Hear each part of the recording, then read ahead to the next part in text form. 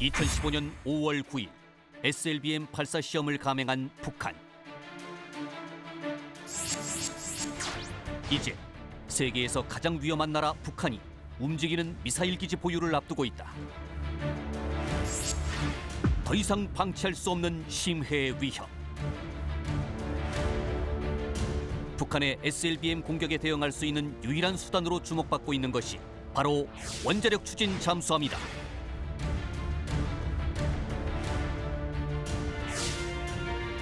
냉전 시대부터 시작된 심해 추격전. 수면 위로 떠오르는 순간 패배하게 되는 극한의 대결에서 그 진가를 발휘하는 원자력 추진 잠수함.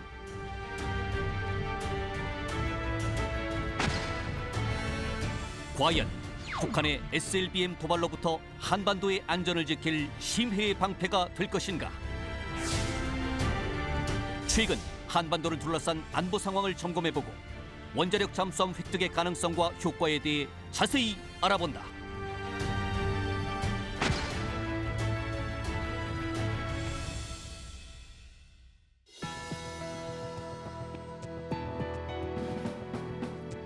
여러분 안녕하십니까?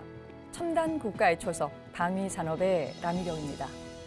오늘은 우리 해군의 원자력 잠수함 확보 전망에 대해서 알아보겠습니다. 함께 하실 두 분의 전문가 소개합니다. 먼저 93 잠수함 전대장과 해군본부 핵추진 잠수함 사업단장을 역임하신 국방안보포럼의 문근식 국장 나오셨습니다. 네, 안녕하세요. 문근식입니다. 육해공군과 합참의 정책자문위원을 맡고 계신 국방안보포럼의 양욱 연구위원 모셨습니다. 안녕하십니까, 양욱입니다. 네, 이제 오늘 두 분 모시고서 그 말씀을 나눌 주제는 바로 원자력 잠수함입니다. 우리 해군의 원자력 잠수 확보가 이제 중요한 이슈로 떠오르게 된 이 긴급한 이 안보 현황이 한 가지가 있죠. 바로 북한의 SLBM 개발 문제인데요. 양욱 위원님, 예. 이제 우선 일반 시청자를 위해서 SLBM이 어떤 무기 체계이고요. 예. 또 언제 어떻게 처음으로 등장하게 됐는지 이 배경을 좀 설명해 주시죠. 예, SLBM이라 말 그대로 Submarine Launched Ballistic Missile, 그러니까 잠수함에서 발사되는 탄도 미사일이다, 이렇게 보시면 되겠습니다. 사실 세계 최초의 SLBM은 그 1955년 9월 16일에 구소련에서 줄루급 B-67이라는 잠수함이 R-11이라는 미사일을 발사합니다. 이게 이제 소위 스커드 A형에 해당하는 것이고요. 근데 이때 발사는 뭐였냐면 물속이 아니라 물 위에서 발사했습니다. 즉 잠수함을 띄워놓고 발사한 게 처음 발사인데, 사실은 이제 이 근원을 치자면 더 이전입니다.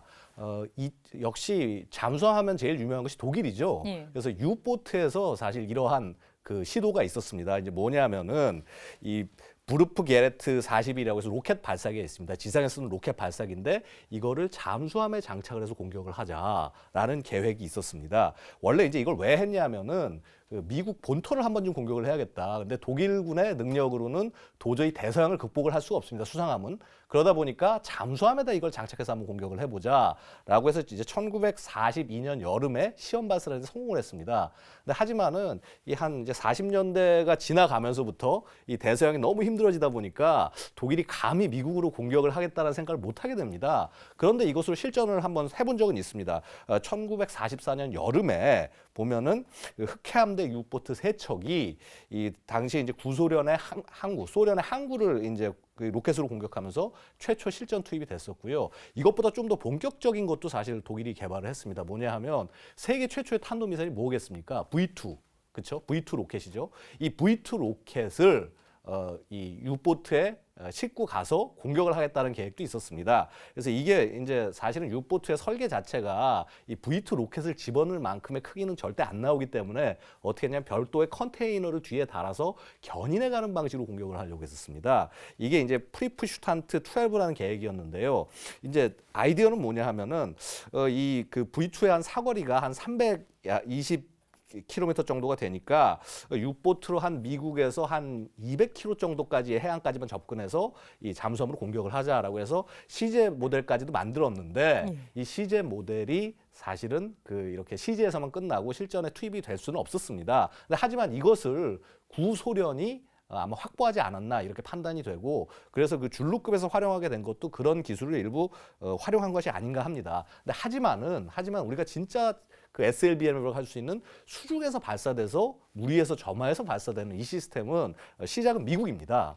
그래서 이제 미국이 이제 그 사실 좀 뒤늦었죠. 1955년에 알레이버크 제독이 이제 물론 참모총장 3번 하신 분이죠. 이분이 처음 이제 참모총장에 취임을 하면서 SLBM을 본격적으로 개발합니다. 그래서 이제 폴라리스라는 최초의 이제 미사일을 개발을 하는데 뭐 이제 말씀드렸다시피 폴라리스는 그야말로 물속에서 발사를 해서 이제 점화가 되는 정말 제대로 된 로켓이었고요. 사정거리는 무려 2,000여 킬로미터 정도에 해당하는 그런 미사일이었습니다. 그래서 이것이 어쨌거나 그 개발에 성공을 했고요. 그 다음에 이것과 결합이 된 것이 뭐였냐면 일반 구형 잠수함이 아니라 원자력 추진 잠수함과 결합이 됩니다. 그래서 당시에 이제 이 미국이 양산하려고 했던 게 스킵잭급이라는 그 원자력 추진 잠수함이 있는데 이거는 공격 원잠, 그러니까 뭐 이렇게 미사일 쏘고 하는 것이 아니라 이제 어뢰로 공격하는 임무가 주하는 원잠이었는데 이 스킵잭급의 3번 함인 스콜피온이라는 배를 갖다가 늘립니다. 이 폴라리스를 집어넣을 수 있게, 폴라리스 16발을 집어넣을 수 있게 늘려서 그래서 한 40m 정도 늘어났습니다. 그래서 세계 최초의 원자력 추진 전략 잠수함인 조지 워싱턴이 등장하게 된 것입니다. 뭐 지금 이제 간단하지만 좀 복잡한 좀 말씀을 좀 주셨는데요. 아주 간단하게 이제 SLBM 하면 이제 잠수함에서 이제 이 미사일을 발사하는 것이다라고 하는 부분들과 이 독일의 유보트를 중심으로 특히 이제 미국 중심으로 해서 이제 이게 시작이 됐다는 말씀을 이제 주셨는데요. 문 국장님, 그렇다고 한다면 이제 기존의 이 잠수함 강대국들이요, 이 SLBM을 어떻게 전략적으로 활용해 왔습니까? 그렇죠. 이제 조금 전에 양 의원님이 아주 시원하게 그냥 히스토리를 말씀하셨는데 든든합니다. 이 잠수함을 저렇게 잘 설명할 수 있는 분이 있다는 게. 근데 1959년에 조지 워싱턴이 생기면서 거기에 이제 실질적으로 물속에서 쏘는 SLBM을 발사하게 되죠. 이렇게 하면서 이제 핵무기 이 시장의 판도가 바뀌게 됩니다. 왜냐면은 육상에 있는 핵무기는 공격을 받잖아요. 제일 먼저. 그래서 항상 상대 인공위성이나 개반 뭐 통신 감청이나 해가지고 감시를 하는데 불안하잖아요. 그래서 이거 물속에 집어넣는 게 좋겠다 해서 이제 그때부터 미국이 먼저 조지 워싱턴에 그 폴라리스 SLBM을 싣고 물속에 이제 들어가게 되죠. 거기서부터 이제 미국하고 러시아 계속 경쟁이 시작됩니다. 서로 좋은 잠수함, 오래 있는 잠수함, 양질의 잠수함을 만들려고 하는데 결국에는 미국이 앞섰지만은 그때부터는 상대를 너무 잘 알아요. 그래서 이때부터는 SLBM이 핵전쟁을 억제하는 무기로 자리매김됐어요. 그래서 여기 전략적으로 역시 SLBM이 현존하는 무기체계 중에 제일 위협적인 무기체계다. 이렇게 얘기들을 하고 있습니다. 예. 이제 그만큼 이제 강력한 말씀을 이제 또 이 애둘러서 표현을 해주셨는데요. 이제 바로 그 SLBM을 북한이 공개적으로 시험 발사하고 또 성공하면서 이 한반도와 이제 전 세계가 긴장을 이제 하고 있는데요. 사실 이제 북한은 이전에도요 핵실험과 뭐 IRBM, ICBM, 탄도 미사일 발사 등을 이제 여러 가지로 도발을 이제 감행하고 있습니다. 이제 그러니 북한의 이 SLBM 개발이 이러한 기존의 어떤 이 도발에 또 다른 무기 체계가 좀 한층 좀 더해진 것뿐인지 아니면 이전과는 다른 또 새로운 수준의 아주 원천적인 어떤 이런 위협을 가하는 건지라고 하는 것들을 한번 이제 이 점검해 봐야 될 텐데요. 먼저 이 문근식 국장님한테 좀 말씀을 좀 드릴 텐데 이 북한의 SLBM 이제 과연 어떤 위협이 되기 때문에 우리가 이렇게 특별한 대응이 필요하다고 보십니까? 2015년 5월에 이제 SLBM 수중 사출 시험을 했다. 이래가지고 온 나라가 떠들썩했죠. 그만큼 이 무기 체계 그 변화가 시작된 건데 사실 우리한테도 제일 위협적인 무기예요, 이게. 그래서 조금 전에 언급했다시피 이 미국의 항공모함 전단이 오거나 전략 폭격기가 오면은 북한이 제일 긴장해요. 왜냐? 자기들 그 핵시설 공격받는다든지 주입을 타격받을 염려가 있잖아요. 예. 그래서 굉장히 급하게 만드는 무기가 이겁니다. 그래서 우리가 공격을 받더라도 항상 제2의 공격을 할 수 있다. 이런 준비 태세를 지금 갖추고 있는 단계거든요. 그런 차원에서 SLBM 만들기 때문에 더 위협적이고 그다음에 언론에 많이 노출됐지만은 지금 사드 배치 때문에 온 나라가 몸살을 앓고 있는데 사드도 SLBM에서 오면은 방어하기가 어렵다. 그 탐지 폭이 좁기 때문에 지향성이기 때문에 그런 문제 때문에 지금 상당히 어렵게 가고 있죠. 그래서 아무튼 ICBM 뭐 플러스에서 SLBM 요것만 갖는다면은 북한은 그야말로 이제 우리가 미영 중소불 뭐 그다음에 인도 이런 나라하고 뭐 강대국 반열에 들어섰다 이렇게 주장해도 누가 이 시비 걸 이유가 없습니다. 그 정도로 SLBM이 지금 핫 이슈가 되고 있습니다. 예. 이번엔 양욱 의원님. 예, 일단은 이 SLBM의 그 무기 체계로서의 의미를 한번 좀 살펴보겠습니다. 우리가 보통 그 핵 전력의 3요소, 그러니까 뉴클리어 트라이어드라고 하면은 전략 폭격기, ICBM, SLBM 이 세 가지를 얘기를 합니다. 예. 인류가 제일 처음에 핵무기를 공격을 했던 것은 역시 전략 폭격기를 통해서였습니다. B-29에서 그 리틀 보이와 팻맨이 떨어졌었죠. 근데 하지만 이 폭격기로는 한계가 있습니다. 왜냐하면 결국은 이 공중에 채공을 해야 되고 그다음에 대공 공격이 굉장히 취약하고 그러다 보니까 이 ICBM 그래서 이제 그 구소련이 스푸트닉 발사를 하면서 그 ICBM 능력을 보여준 것이고요. 그래서 그 다음으로 해서 결국은 이런 ICBM 본격적인 경쟁 시대가 됐습니다. ICBM이라는 것은 결국 사일로에서 발사를 하거나 아니면 지상 차량에서 발사를 하건 탐지가 될 수밖에 없고 그랬을 때는 언제나 상대방이 먼저 공격을 할 수 있다. 그래서 먼저 그 시스템들을 제거를 하고 나면은 그 다음에는 적국을 제압할 수 있다. 그래서 핵 선제 사용에 대한 위협이 더 높아집니다. 그런데 이제 이 과정에서 SLBM이 딱 등장하고 나니까 문제는 뭐냐면 물속에서 그것도 수중 수십 미터에서 미사일을 발사하는 이 잠수함을 찾는다? 거의 불가능합니다. 소위 제2격이라는 것이 가능해지는 것이고요. 그렇다면 제2격을 가진 국가에 대해서는 핵 선제 공격을 할 수가 없게 되는 그래서 소위 말해서 평화가 유지된다라는 논리하에 이렇게 소위 이제 뉴클리어 트라이어드라는 것이 완성이 됐습니다. 근데 보고 있으면은요. 우리 소위 P5 국가들 그러니까 이 UN 안보리 상임이사국 5개 국가들이 보고 있으면은 소위 뉴클리어 트라이어드에 해당하는 모든 전력을 다 가지고 있었습니다. 다 가지고 있었고 사실은 그런 공식적인 핵 무장 국가이기 때문에 국제사회의 질서를 유지를 해온 거고요. 그런데 지금 한번 이제 냉전 끝나고 나서 상황을 보니까 예를 들어서 미국, 중국, 러시아 이 나라들은 여전히 그 군사력을 유지를 해 나가고 있기 때문에 뉴클리어 트라이어드를 다 운용을 합니다. 근데 문제는 영국과 프랑스입니다. 이 나라들은 더 이상 이 뉴클리어 트라이어드, 핵 전력의 3요소를 다 운영할 수 없는 상황이 됐습니다. 그렇게 된다면 이 나라들이 남겨놓은 것이 무엇일까요? SLBM입니다. 그러니까 결국은 이런 핵무기를 활용하는 데 있어서 소위 말해서 가장 효율적이고 가장 생존성이 높은 플랫폼을 가져간다. 만약에 셋 중에 남겨야 된다면 이것 하나다라는 것을 북한이 개발을 하고 있다라는 것은 결국은 이런 핵 전략에 대해서 북한이 굉장히 심각하게 고민을 하고 이 핵심적인 수단으로 앞으로 끌고 나갈 것이다. 라는 그런 추정이 가능하게 되는 것입니다. 그래서 지금 뭐 당장 뭐 제가 좀 이따도 말씀드리겠지만 여러 가지 위협들이 있다라고 하는데 특히 이런 뭐 고래급 같이 이제 지금 쓰고 있는 사실 이 시험적 성격의 함정에 불과하고요. 만약에 이것이 본격적 성능을 갖게 되는 함정으로 나오게 될 경우에는 이때는 상황이 완전히 틀어질 수 있다는 것입니다. 그래서 이 북한 SLBM 개발 자체가 뭔가 위협을 한 차원 더 뭐 올리는 정도 수준이 아니라 본격적인 핵 보유 국가로서 자리매김하겠다라고 하는 그러한 의도를 여기서 읽을 수 있다는 것이고 그렇기 때문에 우리는 더욱더 심각하게 대비해야 된다는 것이죠. 네, 말씀 잘 들었습니다. 북한의 이제 SLBM에 대해서 좀 더 구체적으로 좀 살펴보겠습니다. 지금 설명해 주신 그 엄청난 SLBM의 이 전력은요, 북한이 이제 어느 정도 수준으로 확보하고 있느냐라고 하는 것이 주요 관건일 텐데요. 지난 뉴스들을 되짚어 보면 몇 번의 실패도 있었고 또 잠수함이 수중에서 핵탄두 미사일을 발사하게 될 경우 이제 그 기간까지 워낙 많은 이제 기술들이 필요하기 때문에 지금 현재 북한이 어느 정도 수준에 다다랐는지 이것이 굉장히 중요한 문제로 지금 제기가 되고 있습니다. 오늘 나와주신 두 분의 패널 어떻게 보고 있는지 이번에 먼저 우리 양욱 의원님께서 말씀해 주시죠. 일단 그 SLBM 미사일 자체와 그 다음에 잠수함의 능력을 좀 봐야 될 겁니다. 일단 미사일 능력 자체를 보고 있으면은요, 이 북한의 SLBM은 우리 뭐 여러 관측도 많이 있지만은 구소련에서 활용하던 R-27이라는 잠수함 발사 탄도미사일과 외향이 많이 유사하더라라는 점이 지적이 되어 있고요. 그런데 바로 이 R-27이 그 실제 북한에서 구현된 미사일이 뭐냐면 무수단이라는 미사일입니다.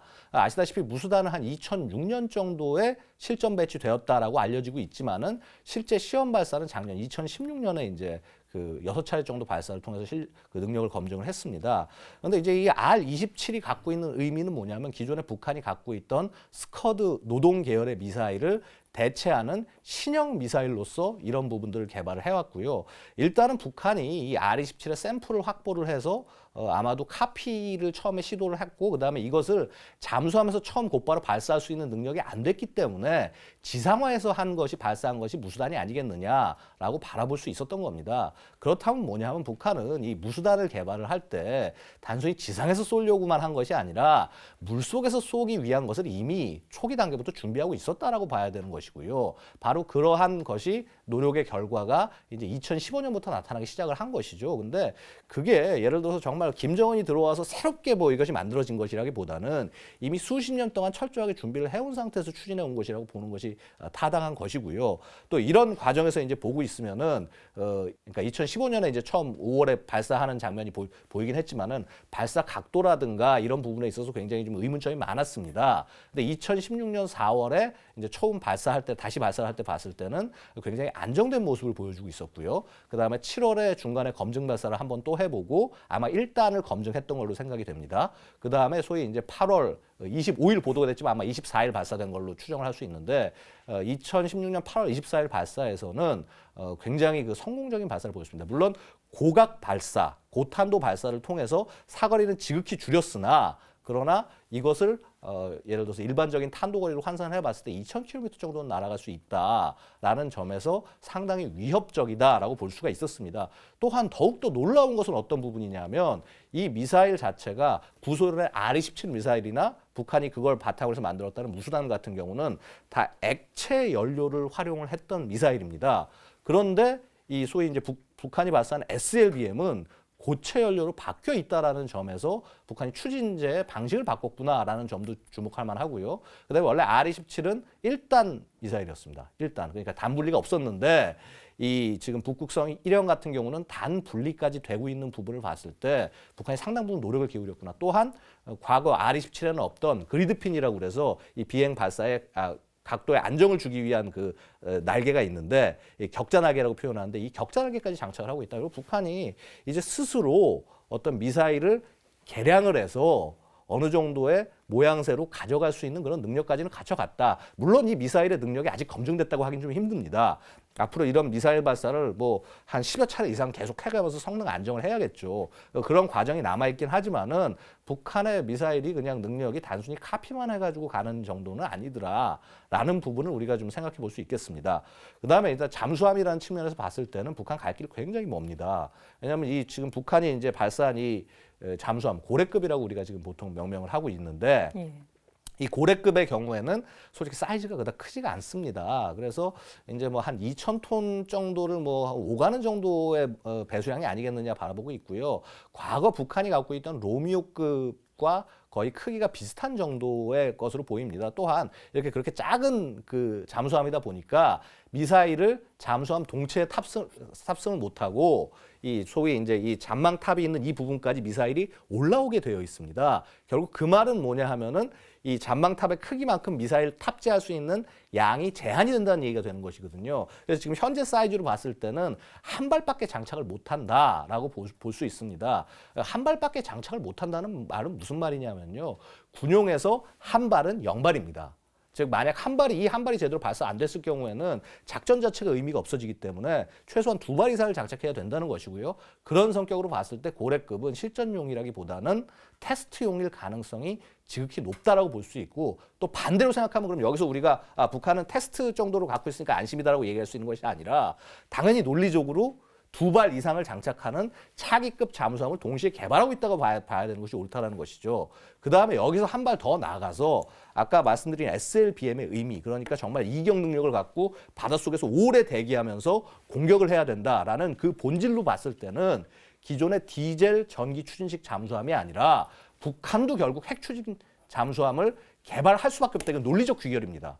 그렇게 된다고 한다면은 이제 북한의 핵 추진 잠수함 개발까지 우리가 이렇게 예상을 하고 대응을 해야 되는 이러한 절박한 상황에 이르렀다. 물론 당장 이것이 눈앞에 이루어지는 것은 아니고 앞으로 뭐 5년에서 10년 정도 기간이 남아 있을 수도 있겠지만은 절대로 이 위협을 우습게 봐서는 안 될 것이라는 것이죠. 예, 이제 말씀 이제 잘 들었습니다. 지금 현재 이제 SLBM이 갖고 있는 이제 잠수함과 이제 미사일 발사 포대 정도의 문제를 갖고 두 가지 측면에서 말씀을 지금 주셨는데요. 그런 차원에 있어서 지금 현재 어떤 굉장히 위협적인 요인으로는 볼 수 없지만 현재 2016년 8월 25일 날 발사된 성공이라고 하는 측면에 봤었을 때는 상당 부분 진척이 돼 있다라고 하는 말씀과 더불어서 이제 잠수함의 사이즈, 원잠으로 이제 전환되어 갈 것이다라고 하는 그런 이제 분석을 좀 주셨습니다. 이번에는 문 국장님은 어떻게 보십니까? 500km를 비행을 성공을 시켰어요. 그래서 그동안에는 그 이전에까지는 뭐 성공하겠느냐, 북한이 실력이 있느냐, 뭐 부정적으로 평가했는데 500km를 비행시키고 나서는 전 세계가 이견이 없었어요. 이 정도는 성공했다. 이제 그 의미가 뭐냐면은 미사일은 추진 기술, 올리는 추진 기술, 그다음에 뭐 목표지까지 가면서 유도 및 탐지 기술, 그다음에 마지막에 표적에 맞아가 터져서 얼마만큼 파괴력을 생성하느냐, 이게 세 가지가 미사일 기술이에요. 이 정도는 500km를 날리면서 이미 다 시험을 했다. 성공적이다. 근데 거기에 이제 사실상 탄두 기술은 거기 핵탄두를 실어야 되는데 그건 안 했잖아요. 할 수가 없기 때문에. 그리고 거기다가 SLBM은 그럼 수중 15 내지 20m에서 물 밖으로 밀어내는 이걸 수중 사출 시험 그러거든요. 요거를 4개를 다 성공을 시켰다고 봐요. 그래서 그러나 이제 이 미사일은 SLBM은 성공을 시켰는데 이걸 어떻게 위협적으로 이제 발전시키느냐, 요게 과제인데 그게 이제 잠수함을 크게 만들어야 되고 한 잠수함에 여러 발, 선진국 같이 12발 이상을 실어야 돼요. 그렇게 되려면 배가 한 5, 6천 톤은 돼야 돼, 적어도. 사이즈가. 근데 지금은 뭐 2,000톤급의 아까 양 의원님 말씀하신 한 발만 하는 시험용으로 했는데 아무튼 한 발이라 할지라도 그들이 전략적인 목표를 위해서 한 발만 싣고 내보낼 수도 있어요. 그럼 어떻게 하겠어요? 그게 핵무기인데. 그러면 똑같은 대응을 해야 된다 이제. 그래서 중요한 거는 그들이 성공했느냐 안 했느냐 이거 가지고 그동안 쭉 논란이 있었는데 이제는 정확히 시체를 파악하고 이걸 성공으로 판단할 때 우리가 대비책이 나온다 이거죠. 상대의 능력을 최대로 보고 우리의 능력은 정확히 판단할 때 거기서 싸워서 이길 수 있냐 나오는데 그걸 대비를 적절히 한다는 상대가 못할 거야 이러다 보면 뒤통수 맞는다 이거죠. 그래서 우리가 대비책 어떻게 세우느냐 이것이 중요한 관심사로 떠오르고 있습니다. 예, 말씀 잘 들었습니다. 여러분께서는 지금 첨단 국가의 초석 방위 산업을 시청하고 계십니다.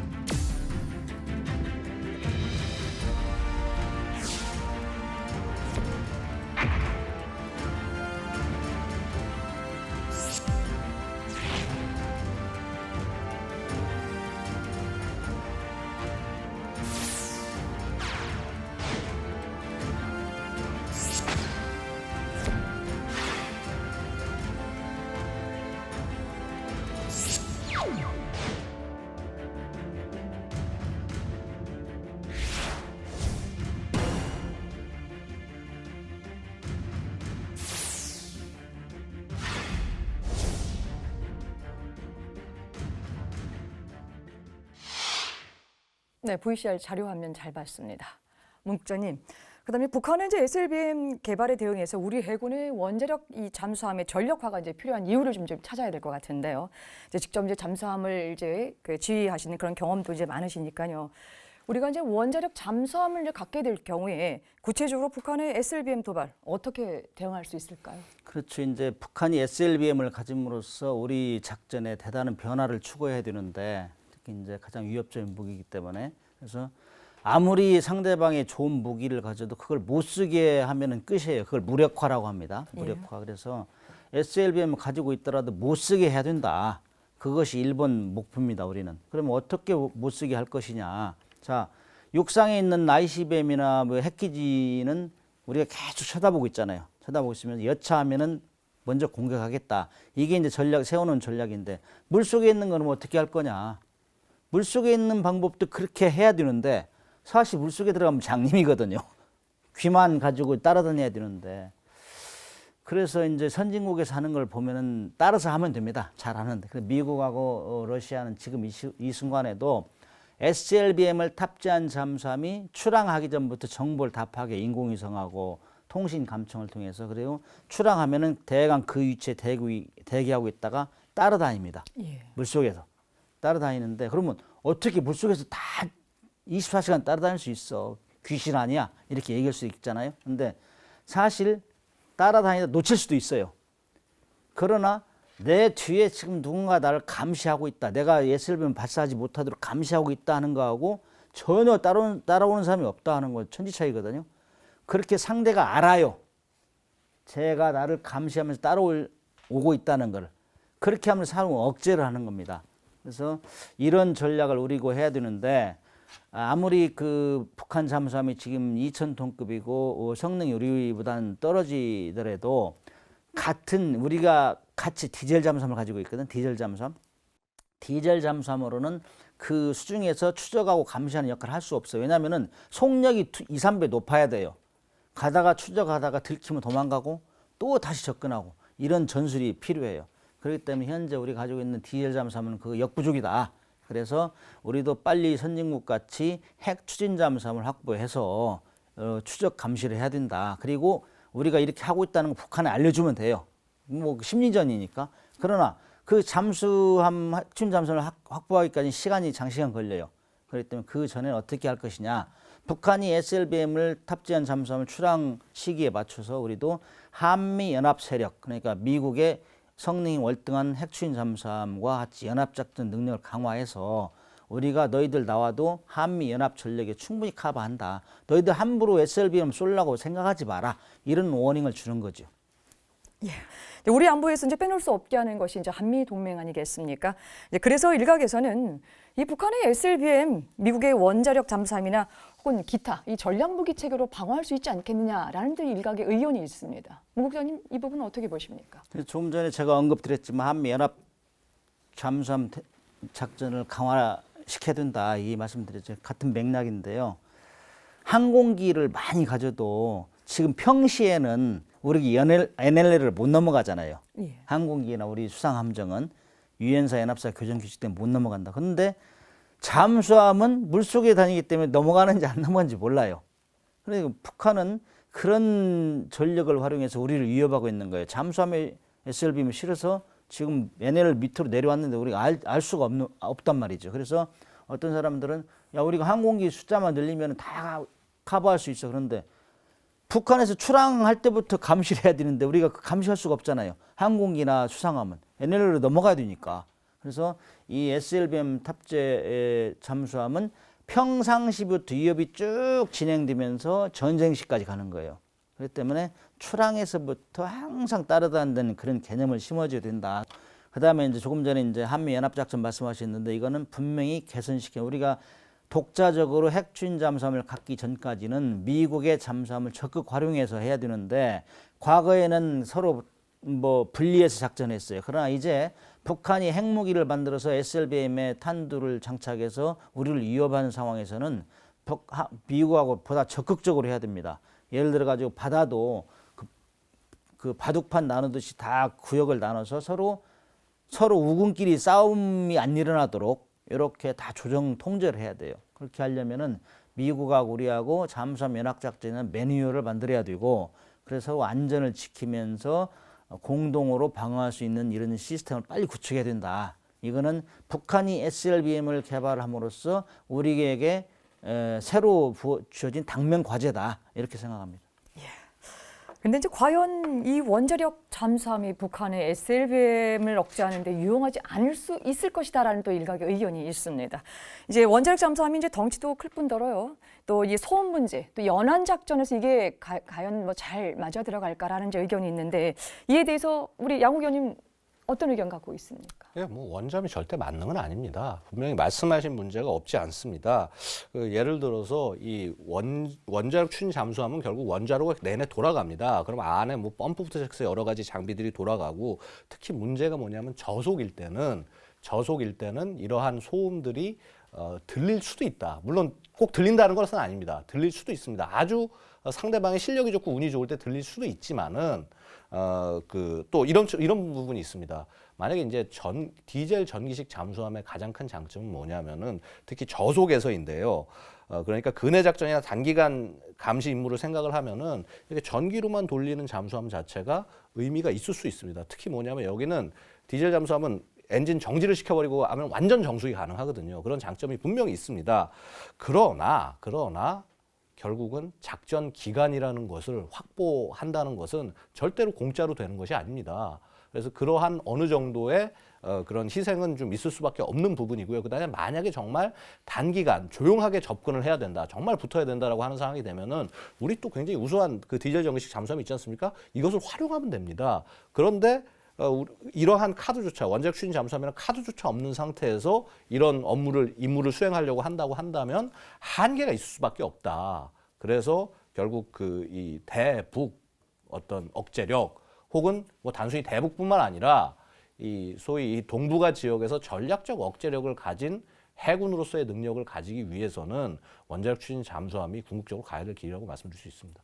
어떤 사람들은 뭐 원자력 잠수함은 시끄럽다. 뭐 그런 얘기를 아주 반대 이론으로 얘기를 하는데 저는 잠수함을 타봤거든요. 미국 잠수함하고 훈련도 해봤거든요. 원자력 잠수함하고. 그래서 제가 경험상으로 말씀드리는데 80년대 중반까지는 미국 잠수함이 러시아 잠수함보다 월등하게 성능이 우수했어요. 예. 특히 소음. 물속에서 시끄러우면은 바로 상대가 탐지하잖아요. 그래서 미국이 마음대로 따라다녔는데 그 이후부터는 굉장히 발달해서 소음 제어 기술이. 그래서 밖으로 나의 소음을 안 나가게 하고 들어온 소음도 차단하고 이런 시스템이 엄청 발달돼 있어요. 그래서 지금 요즘에는 원자력 잠수함이라도 거의 디젤 잠수함 수준하고 소음 통제 수준이 같아요. 그래서 우리가 지금 매 분기마다 미국 원자력 잠수함하고 우리 디젤 잠수함 훈련을 해요. 그냥 구역을 나눠놓고 거기서 서로 공방전도 하고 그러는데 거의 똑같아요. 서로 못 잡아요.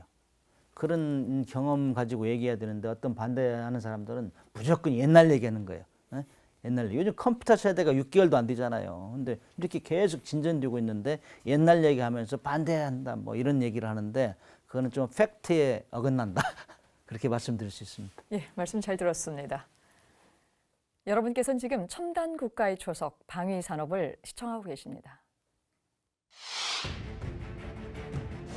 1954년 세계 최초의 원자력 잠수함 노틸러스호 등장. 4kg의 우라늄만으로 무려 10만 킬로미터를 자망하는 놀라운 성능으로 디젤 잠수함 시대의 종말을 예고한다. 디젤 잠수함과 원자력 잠수함의 가장 큰 차이는 이동 속도와 잠수 기간이다.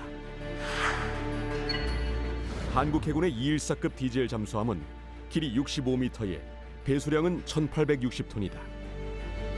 그에 비해 미 해군의 오하이오급 원자력 잠수함은 길이 170.6m에 배수량 18,750톤. 두 잠수함의 규모 차이는 무려 10배. 수상함의 경우 규모가 작을수록 운항 속도에서 앞서는 것이 일반적인 상식이다. 하지만 잠수함은 다르다. 덩치가 10배나 큰 오하이오급 원자력 잠수함이 214급 디젤 잠수함을 속도에서도 압도한다. 214급의 수중 최고 속도는 20노트. 하지만 이 경우 배터리는 2-3시간 내에 바닥이 나고 충전하기 위해 수면으로 부상해야 한다. 더 오래 자망하기 위해 공기부려 추진 시스템으로 기동할 경우 자망 시간은 2, 3주로 늘어나지만 속도는 약 6노트로 떨어진다. 그에 비해 오하이오급은 최고 속도 25노트로 최장 3, 4개월 동안 쉬지 않고 자망할 수 있다. 승조원 수와 무장 또한 다르다. 214급은 27명이 탑승하는 데 비해 오하이오급은 155명이 탑승할 수 있으며 214급이 백상어 어뢰와 하푼 미사일, 해성 미사일로 무장한 반면 오하이오급은 탄도미사일 24발과 토마호크 순항 미사일 154발 등 압도적인 화력으로 무장하고 있다. 이처럼 엄청난 전력의 차이는 기적의 에너지원인 원자력에서 나오는 것이며 바로 이런 이유로 이미 냉전 시대부터 선진국 해군들은 디젤 잠수함을 원자력 잠수함으로 대체하고 있는 것이다. 네, 자료 화면 잘 봤습니다. 이제 사실 우리에게 이 원자력 잠수함이 필요한 이유가 이제 북한의 SLBM 한 가지는 좀 아니겠죠. 우리가 이제 원자력 잠수함을 보유하게 될 경우에 이 북한의 SLBM 도발의 이후에 또 하나 어떤 이 대북 안보 효과를 좀 기대해 볼 수 있을 것 같은데요. 문 국장님 어떤 효과를 좀 기대해 볼까요? 그렇죠. 이제 우리가 북한 해군을 평가할 때 수상 전투함하고 해상 항공기 이런 분야는 굉장히 약해요. 근데 오로지 잠수함 전력에 대해서는 절대로 무시를 못한다고. 왜냐하면은 일단 수적으로 세계에 제일 많아요. 그 상어급 동해에 침투하다 그 좌초된 상어급 이상의 수준의 잠수함이 64척 정도 되고, 그다음에 우리 천안함을 공격했던 그런 잠수정까지 하면 거의 90여 척 된다고. 이거는 수적으로는 세계 최고입니다. 최다로 많은 건데 이 전력을 어떻게 할 거냐, 어떻게 대응할 거냐. 우리가 그 많은 잠수함, 잠수정을 또 만들어내는 것도 물리적으로 시간이 안 드는 거고, 그래서 우리가 월등한 성능으로 나오는 것부터 틀어막겠다. 이런 전략이 필요해요. 그런 무기체계로서는 원자력 잠수함이 제격이다. 그래서 그 성능으로, 수적인 거를 성능으로 압도해야 된다. 그래서 초기부터 차단을 시킬 수 있는 능력이 있어야 된다. 이게 제 논리고요. 그 다음에 이제 대북을 넘어서 그동안 우리가 역사를 돌이켜보면 중국, 일본, 북한에 의해서 우리는 1000여 이상 침범을 받았다고요. 우리가 지배도 받았고. 역사는 되풀이되는 건데 이제는 북한도 우리 주적이지만은 일본, 중국도 우리가 간과할 수 없는 잠재적이라고 얘기할 수 있어요. 그래서 이런 국가에 대해서 정말 우리가 비수가 될 수 있는, 감히 저것 때문에 함부로 건들 수 없다. 이런 무기체가 필요하다 이거죠. 그런 차원에서는 원자력 잠수함 제격이다. 이렇게 얘기할 수 있습니다. 예, 알겠습니다. 이번엔 양욱 의원께서는 어떻게 보십니까? 예, 일단은 단순히 적 잠수함을 잡는 것 말고 우리의 대한민국의 대북 억제 전략을 한번 생각해 볼 수 있겠습니다. 우리는 맞춤형 억제 전략이라는 것을 얘기하고 있고요. 특히 그 중에서 군사 전략으로는 소위 한국형 삼축 체제를 얘기하고 있습니다. 킬체인, KAMD, KMPR. 킬체인은 아시다시피 선제 타격을 얘기하는 것이고, KAMD 미사일 방어고요. 그다음 KMPR 대량 응징 보복입니다. 이 3축 가운데서 2개의 축을 이런 원자력 추진 잠수함이 할 수 있습니다. 예를 들어서 킬체인, 적의 어떤 주요한 시설에 대한 선제 타격 임무는 이런 그 잠수함에 장착한 이 순항 미사일을 통해서 충분히 격퇴를 할 수가 있습니다. 그런 능력과 같고요. 그 다음에 사실은 킬체인이 되면 KMPR도 같이 됩니다. 그래서 만약에 이제 북한이 어떠한 잘못된 공격을 해가지고 우리에게 희생이 있었다. 그러면 이거에 대한 보복 차원에서 이런 그 순항 미사일 공격을 역시 통해서 적의 심장부에 이런 정밀 타격을 가할 수 있다라는 능력, 이런 면에서 봤을 때 역시 당연히 가져가야 될 것이라고 볼 수 있고요. 또한 북한이 특작부대 침투를 통해서 우리를 괴롭혔습니다. 예를 들어서 이제 1996년 강릉무장구지 침투 사건 같은 경우에서 아주 대표적인 경우가 됐는데, 대한민국도 마찬가지로 어떤 북한에 대한 공격을 만약에 해야 되는 상황이 된다, 전시가 됐다. 그럴 경우에 잠수함보다 훨씬 더 좋은 침투수함을 찾을 수가 없습니다. 예를 들어서 미국 같은 경우는 오하이오급 중에서 SSGN, 그러니까 순항 미사일 발사 그 잠수함에 해당하는 이 경우에는 그 DDS 드라이 독 쉘터라고 해서 이러한 그 커다란 이 경납고를 그 위에 장착을 하고요. 잠수함 등에 장착을 하고 하면서 그 안에 수중침 투정 같은 것을 잔뜩 가지고 다닙니다. 이런 것들을 통해서 뭐 1개 소대 이상의 최고의 전력들을 지상으로 보낼 수 있다는 것이죠. 그래서 잠수함이 단순히 물속에만 의미 있는 것이 아니라 지상에 관해서 어떤 전력을 투사하고 그다음에 적을 억제하고 하는 능력을 충분히 발휘할 수 있다. 근데 이것은 조그만 디젤 잠수함으로는 할 수가 없다. 왜냐하면 거주 공간이나 어떤 탑재량이나 이런 것들이 너무나 제한이 될 수밖에 없기 때문에 그만큼 적에게 많은 것을 투사하기 위해서는 큰 것을 가져갈 수밖에 없다. 그런 차원에서 원자력 잠수함이 필요하게 된다라고 말씀을 드릴 수 있습니다. 단순하게 북한의 SLBM만 막는 것인 것뿐만 아니라 이제 어떤 킬체인이나 아니면 KOMD 부분까지도 상당 부분 이제 진척이 돼 있을 것이다라는 말씀을 좀 주셨는데요. 우리가 이제 지정학적 환경을 이게 살펴보게 되면요, 이 주변 강대국의 군사력과 이 전략적인 차원들도 늘 고려의 대상이 될 수밖에 없게 되는데요. 이 북한뿐만 아니라 좀 더 확장된 이 안보 환경을 고려해 봤었을 때 우리에게 원자력 잠수함이 필요한 이유가 더 있을 것 같거든요. 이 부분에 있어서는 먼저 우리 양욱 의원님께서 말씀해 주시죠. 네, 뭐 사실 그렇습니다. 지정학적으로 가까운 나라에서 힘이 센 나라가 잠재적 적국이 될 수밖에 없습니다. 예, 이런 상황에서 봤을 때 특히 대한민국의 인근에는 해양 강국들이 많습니다. 당장 일본이 그렇고요. 중국이 지금 뭐 항모를 이미 한 척 만들고 자국산 항모까지 만들면서 소위 이제 해양 강국을 꿈을 꾸고 있는 이런 상황입니다.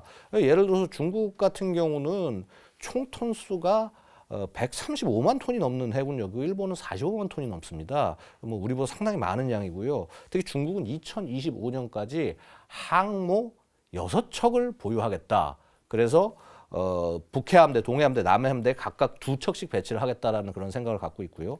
4,000톤급 이상의 주요 수상함이 51척 정도에 이릅니다. 특히 이 51척 가운데서 거의 이지스급에 해당하는 함정이 17척에 해당하고요. 잠수함은 뭐 예를 들어서 뭐 원자력 추진 잠수함이 13척이고 디젤 잠수함이 55척이나 됩니다. 이런 굉장히 막강한 전력을 갖고 있고 일본 같은 경우는 뭐 헬기 항모라고 할 수 있는 휴가급이나 안 그러면 이즈모급 이거 합치면 4척입니다. 4,000톤급 이상 함정은 38척이 되고요. 이지스함은 그 미국제 시스템을 탑재한 성능 좋은 것이 6척, 그다음에 그 일본 자국산 시스템을 탑재한 것이 6척 해서 12척. 그리고 잠수함은 4,000톤급의 디젤 잠수함이 가장 큽니다. 오야시오급이나 소류급. 그래서 이제 각각 11척을 목표인데 소유급은 이제 소류급은 현재 지금 8척이 취역한 상태입니다. 이런 식으로 이 도대체 전력을 생각한다면은 대한민국이 가진 경제력 갖고는 이러한 나라들과 정면 대결을 했을 때 좀 어려운 측면이 있을 수가 있다. 근데 반면에 우리가 이걸 잠수함과 같은 거부 전력을 많이 갖고 있게 될 경우에는 아무리 우리보다 많은 그 이 수상함들을 갖고 있다고 하더라도 충분히 견제가 가능한 측면이 있기 때문에 이런 이 잠수함 자체가 굉장히 도움이 될 수 있다고 말씀드릴 수 있습니다. 예, 중국을 비롯한 주변국의 어떤 전력 상황을 보더라도 반드시 필요하다는 말씀으로 좀 요약을 좀 할 텐데요. 이번에 문 국장님은 어떻게 보십니까?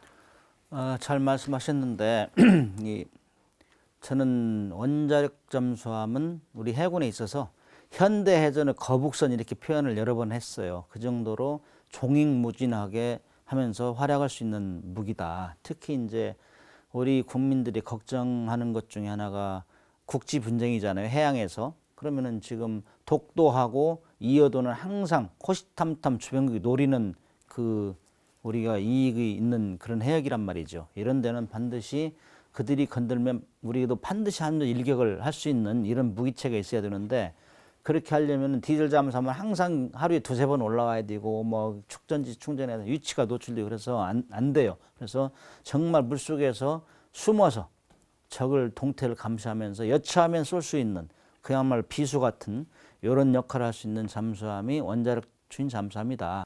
두 분 이제 모두 이제 우리 국가 안보 차원과 주변국의 전력을 비교해 봤었을 때 원자력 잠수함은 반드시 필요하다라는 말씀을 이제 주셨습니다. 그럼 구체적으로 오늘의 주제인 이 원자력 잠수함에 대해서 좀 살펴봐야 할 텐데요. 문 국장님, 이 원자력 잠수함은 핵추진 잠수함이라고도 일컬어서 말하는데요. 이름의 뜻에서 벌써 이미 이제 운영 원리가 이제 나와 있긴 한데 정확히 어떤 원리로 이게 작동이 되고 있는지 우리 재래식 이 잠수함과 비교해서 좀 설명을 주시죠. 디젤 잠수함이라는 건 추진 연료로 디젤류, 우리 디젤 자동차 있죠? 디젤류를 사용하는 것이고 핵추진 잠수함 또는 원자력 잠수함은 거기에 우라늄을 사용하는 거라. 디젤류를 사용하려면 엔진을 가동해야 되기 때문에 엔진은 공기가 있어야 되잖아요. 흡입, 압축, 폭발, 배기, 공기가 있어야 되는. 공기는 물속에 없기 때문에 그 엔진을 돌려서 축전기를 충전하려면 반드시 올라와야 돼. 하루 두세 번. 그러면 그때 그 잠수함이 적 항공기나 수상함에 걸려서 격침당한다 이거죠. 그래서 굉장히 취약한데 그럼에도 불구하고 2차 대전까지는 맹활약을 했어요. 그래서 이제 2차 대전까지 그렇게 하면서 승조원들이 잠수함 승조원 한 5만 명이 죽었어요. 그 사람들이 정말 마지막에 가면서 유언 비슷하게 남긴 것이 이제는 물 위에 안 올라가는 잠수함 좀 만들어줘라. 올라가면 다 들통나서 죽더라. 그래서 고민하고 유언하고 죽었는데 전쟁이 끝나고 한 9년 후에 1954년도에 원자력 추진 잠수함을 미국에서 만들었어요. 여기는 아니 물속에서 원자로를 작동하기 때문에 핵분열 과정에서 물을 데워요. 그 고압 공기로 해서 자체 터빈을 만들어서 하기 때문에 공기가 필요 없다고. 그렇기 때문에 이 원자력 추진은 물 위에 안 올라가도 된단 말이죠. 그래서 진짜 잠수함이라는 얘기를 하면서 잠수함은 추진 방식에 따라서 디젤 추진 잠수함하고 핵 추진 잠수함이 있다. 이렇게 설명할 수 있습니다. 네, 알겠습니다. 이제 원자력 잠수함 이야기를 하려면 꼭 이야기도 좀 짚고 가야 할 것 같은데요.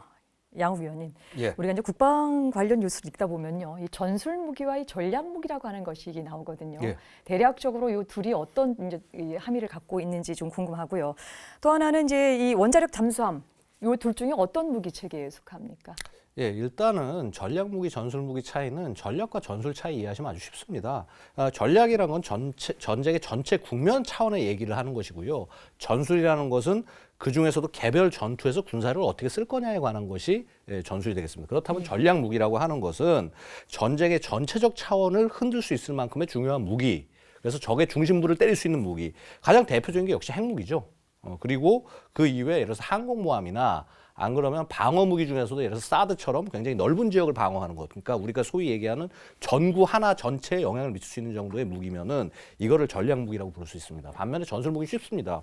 뭐 예를 들어서 전차니 구축함이니 개별 전투에 필요한 이런 핵심 장비들을 얘기하는 것이고요. 그런데 재밌는 것은 핵무기 중에서도 전술 핵무기라는 것이 있습니다. 그 뭐냐 파괴력 자체가 상대적으로 제한돼서 그래서 이 전구 내 특정 지역에서만 쓸 수 있는 것들. 그래서 뭐 예를 들어서 이제 뭐 전술 핵 포탄을 갖고 예를 들어서 뭐 10에서 20킬로톤 정도 파괴력으로 일정 지역을 거부한다거나 이런 장비들도 있습니다.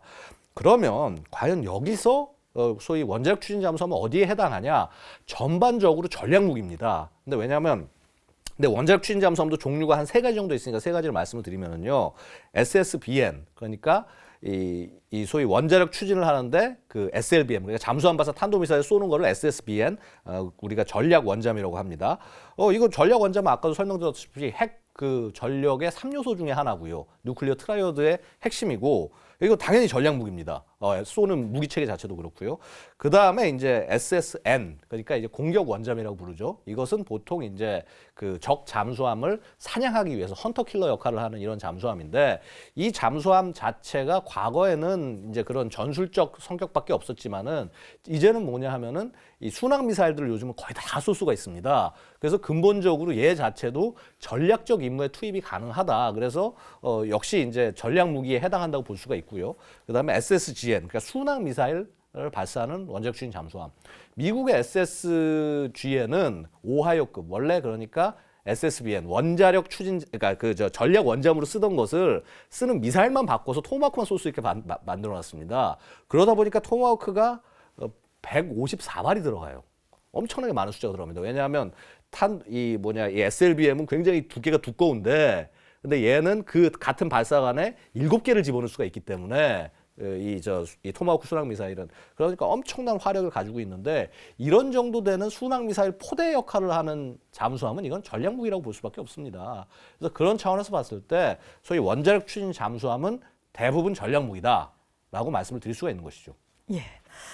이제 우리 양욱 의원님께서 이제 세계 각국 무기 체계와 안보 환경을 연구하는 군사 평론가시거든요. 네. 이 평론가 입장에서 원자력 잠수함 장점 어떻게 말씀하실 수 있을까요? 한 나라의 영토나 영해는 그 나라의 무기 체계가 타격을 해서 지켜낼 수 있는 범위까지를 말합니다. 결국 그런 의미에서 봤을 때 잠수함은 특히 원자력 추진 잠수함은 일반 잠수함과는 달리 수개월간 사실 사람이 몸이 버티면은 뭐 1년은 있을 수도 있습니다. 그렇게 굉장히 장기간 작전을 가능하면서 수중이라는 3차원 영역을 우리 마음대로 쓸 수 있게 만드는 그런 그 수단이라고 볼 수가 있습니다. 특히 상대적으로 강한 주변의 해군력과 마주하고 있는 현실, 그다음에 북한이 특히 잠수함, SLBM과 같은 이러한 수단들을 동원을 해서 우리를 위협하고 있는 현실을 생각을 한다면은 역시 원자력 추진 잠수함은 매력적인 대안이 될 수 있다고 생각합니다. 네, 두 분 말씀 잘 들었습니다. 북한의 SLBM 미사일 도발에 맞설 최적의 전략 무기로서 이 원자력 잠수함에 대한 국민적 관심이 높아지고 있습니다. 그렇다면 우리가 실제 원자력 잠수함을 보유할 수 있는 가능성, 그리고 어떤 준비와 절차가 필요한지 다음 이 시간에 이어가겠습니다. 끝까지 함께해 주셔서 고맙습니다. 안녕히 계십시오.